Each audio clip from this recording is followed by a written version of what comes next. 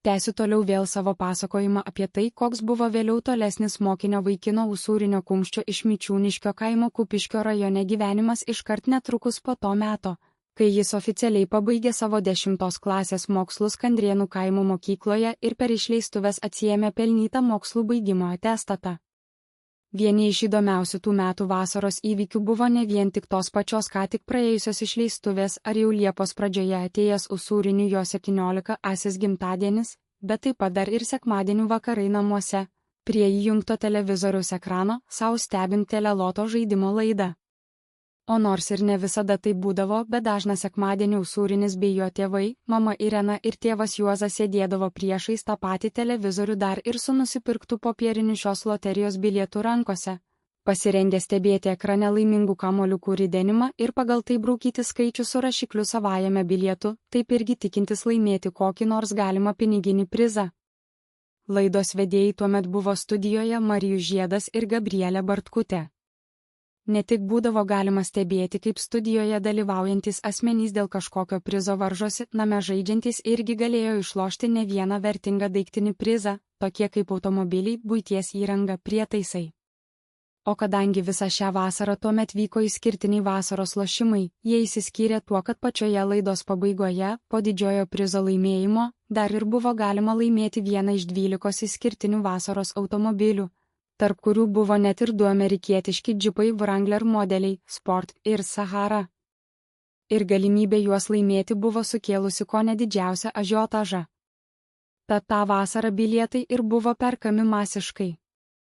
Bet čia ir slypėjo pati didžiausia TV žaidimo gudrybė, nuo pat birželio pradžios iki pat rugpjūčio galo buvo parodyta pajūryje lakstančių pusnuogių jaunų merginų studenčių būrys, kiekviena turėjo prie savęs numerį, po kuriuo slėpėsi konkretus automobilis, teko eilinį sekmadienį tik laidoje išsirinkti vieną iš jau likusių merginų numerių ir jos slepiamas prabangus automobilis tuo pačiu iškart atitenka vienam iš žaidėjų namuose. Taip, kas sekmadienį ir išaiškėdavo, kas kokį automobilį paeiliui laimėdavo. Ėjo tada jau ir Liepos mėnuo, o iš tų 2 džipų vis dar ne vienas nebuvo surastas ir laimėtas. 2002 m. Liepą Kumščių šeimos pokalbis Mičiūniškio kaimo namuose 2002 m. Liepos sekmadienio vakarą galėjo skambėti būtent taip, televizoriaus ekrane baigėsi paskutinis kamuoliukų ridenimas, fone skamba linksma vasariška pop muzika. Veiksmas vyksta 2-aukščio mūrinio pastato kambaryje, kur kampe stovi įjungtas šeimos Panasonic televizorius, o priešais jį stovi 2 vienas į kitą šonai sujungti stalai. Mama Irena sėdi stalo viduryje, rankoje gniauždama rožinį teleloto bilietą ir mėlyną rašiklį. Šalia sėdi 17-metis sūnus Usūrinis, o dešinėje tėvas Juozas gurkšnodamas arbatą. Ir jų visų 3 akys dabar yra įsmeigtos tiesiai į šviečiantį ekraną. Juozas, tėvas, Irena, žmona mano, brauk greičiau. Ką ten paskutinį išrideno? 34 ar 43? Žiūrėk, kampams tik vieno skaičiaus gal trūko. Irena, mama, atsidūsta, numeta rašiklį ant stalo ir pakelia bilietą. Na ką, mano šeima, žinia tokia jums, kad mūsų turimame biliete pritrūko gerų skaičių tiek kampams, tiek ir eilutei. Vėl nichuja nieko. Kaip visada 2 litai į balą, o iki aukso puodo trūksta pusės lentelės. Usūrinis sūnus nusivylęs pasiremdamas ranką į stalą, sakiaugi, tėvai, kad reikėjo pirkti tą bilietą parduotuvėje prie pat Kupiškio centro, o ne mūsų Mičiūniškio parduotuvėje. Ten pardavėja nelaimingą ranką turi. Vėl nuplaukė mūsų Wrangleris. Jau Liepos mėnuo tuoj greitai eis į pabaigą, o nei to Sport, nei Sahara džipų modelių niekas visoje Lietuvoje neištraukia. Šitokie džipai. Juozas tėvas staiga suklūsta, jo akis išsiplečia ir įsminga tiesiai į storą Panasonic ekraną, palauk, Usūrini, patylėk sekundę.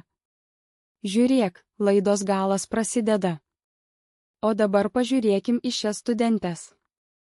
Usūrinis sūnus irgi įsmeigia akis į televizorių, kur Palangos pajūrio fone ošiant jūrai, rikiuojasi šokančios merginos geras. Žiūrėk tėvai, ta trečia iš kairės su tais šortukais. Ant jos rankos prilipdytas didžiulis numeris 10. Pas ją papukai tokie nemaži yra, kad vos prilaiko juos užrištas tanikas. Vau! Kokia pana. Kaži, kas po ją slepiasi? Gal vėl nebe koks nors vėl eilinis Reno mašiniokas. Jeigu dabar studijoje žaidėjas ją pasirinks, gal ims ir atsivers tas Wrangler Sahara su odiniu salonu?